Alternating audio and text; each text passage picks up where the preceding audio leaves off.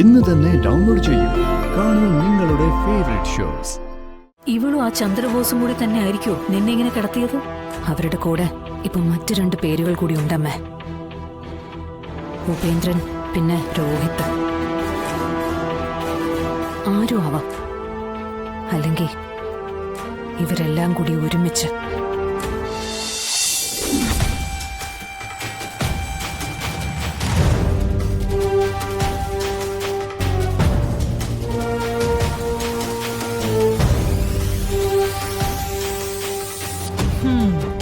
ലക്ഷണമൊത്ത കൊമ്പൻ നിന്നാലും കാശ ചെരിഞ്ഞാലും കാശാന്ന് പറഞ്ഞു കേട്ടിട്ടുണ്ട്.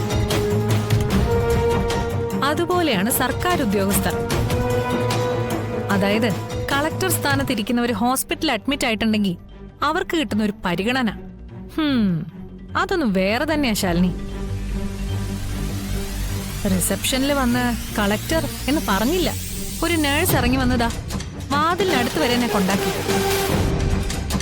കുത്തുകൊണ്ടാലെന്താ, രാജകീയ പരിചരണമല്ലേ കളക്ടർക്ക് കൊടുക്കുന്നത്.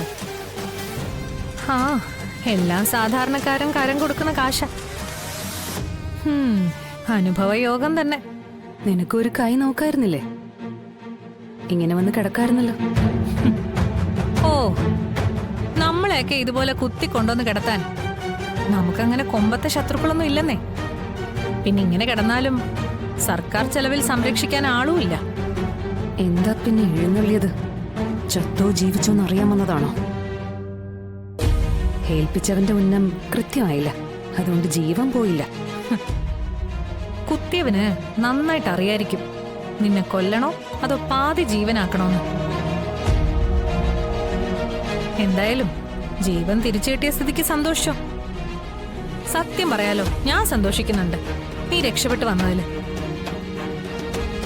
നേർക്ക് നേർ നിന്ന് നേരിടാൻ ആരെങ്കിലുമൊക്കെ വേണ്ടേ ശാലിനി? അതും ഒപ്പത്തിനൊപ്പം പോന്നവര്. ശത്രുക്കൾ എത്രത്തോളം പ്രബലരാവുന്നോ അത്രത്തോളം തന്ത്രങ്ങളുടെ ശക്തി കൂടുന്നല്ലേ. എന്റെ ശക്തി ഒരല്പം കൂടട്ടെ. നിന്റെ ബുദ്ധിക്കൊപ്പം പിടിച്ചു നിൽക്കാൻ എനിക്കൊരല്പം ശക്തിയെങ്കിലും വേണ്ടേ? എനിക്കറിയായിരുന്നു കുത്തിയവന് വേണ്ടത് എന്റെ ജീവനല്ലായിരുന്നു എന്ന്. എന്നെ കുറച്ചു ദിവസം കിടത്തണം. അവന് കൊട്ടേഷൻ കൊടുത്തവരും പറഞ്ഞേൽപ്പിച്ചത് അങ്ങനെ തന്നെ ആയിരിക്കും. സർവീസിൽ നിന്ന് കുറച്ചു ദിവസം മാറ്റി നിർത്തുക. അതവൻ ഭംഗിയായി നിർവഹിച്ചു. ആ, കുറച്ച് ആപ്പിളും മുന്തിരിയൊക്കെ. ആക്ച്വലി ഞാൻ എൻ്റെ മിട്ടുവിന് ഫുഡ് വാങ്ങാൻ ഇറങ്ങിയതാ. മിട്ടു എന്ന് പറഞ്ഞത് എൻ്റെ വീട്ടിലെ പട്ടിയാണ് കേട്ടോ. പക്ഷെ അവൾ ഹൈജീനിക്കായ ഭക്ഷണം മാത്രമേ കഴിക്കൂ. ഭയങ്കര വാശിക്കാരിയാ. ഈ കാര്യത്തിലൊക്കെ ഭയങ്കര നിർബന്ധം അവക്ക്. ഈ ലോക്കൽ ഭക്ഷണം കഴിച്ചാ വൊമിറ്റ് ചെയ്യും. അപ്പോഴാ ജഗദീപ് വിളിച്ച് പറയുന്നത് പട്ടിക്ക് ഫുഡ് മേടിക്കുന്ന ഷോപ്പിന്റെ അടുത്തുള്ള ഹോസ്പിറ്റലിലാ ശാലിനി പോറലേറ്റ് കിടക്കുന്നതെന്ന്. പിന്നെ അവിടുന്ന് തന്നെ കുറച്ച് ഓറഞ്ചും മുന്തിരി ആപ്പിളും ഒക്കെ അങ്ങ് വാങ്ങിച്ചു. ഒന്ന് കണ്ടേക്കാന്ന് കരുതി, ഒരു ഫോർമാലിറ്റിക്കും.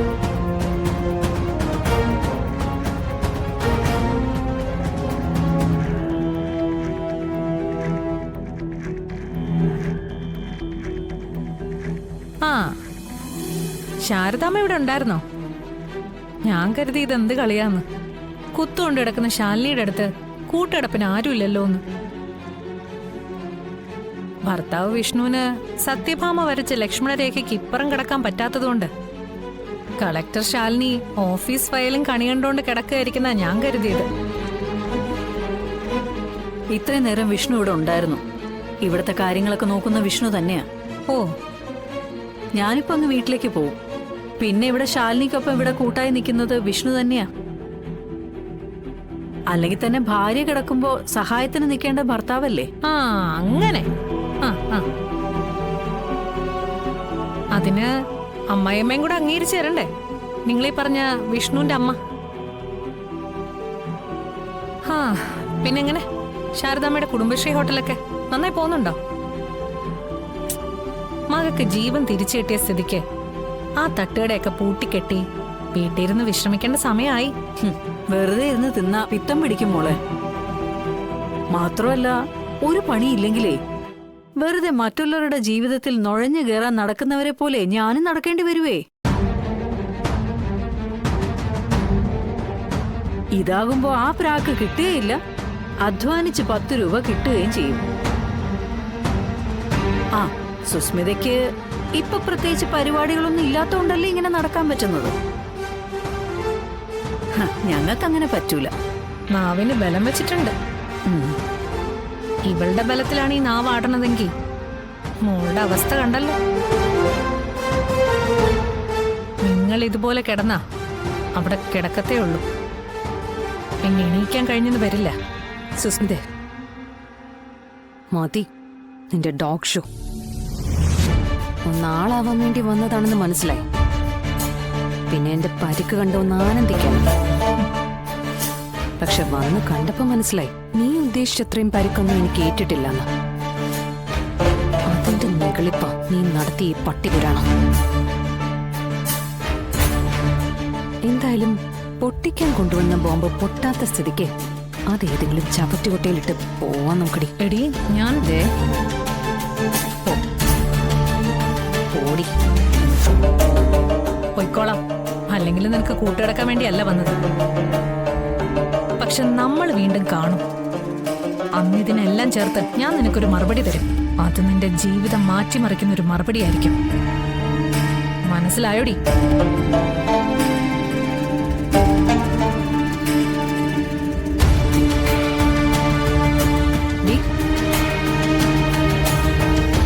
നിന്റെ മീട്ടുപട്ടിക്ക് ഫുഡ് വാങ്ങിയ സ്ഥലത്തുനിന്ന് വാങ്ങിയ ഫ്രൂട്ട്സ് അല്ലേ?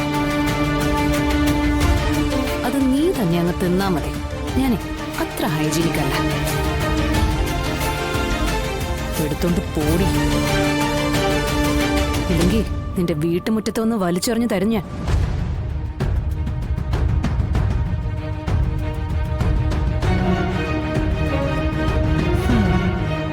അല്ലെങ്കിലും നിന്നെ കൊണ്ടത് തീറ്റിക്കാനുള്ള ഉദ്ദേശമൊന്നും എനിക്കില്ലായിരുന്നു. വീട്ടിലെ മറ്റു 2 പട്ടികളുണ്ടല്ലോ, അവർക്ക് കൊടുത്തോളാം ഞാൻ. കേട്ടോടി കളക്ടറെ?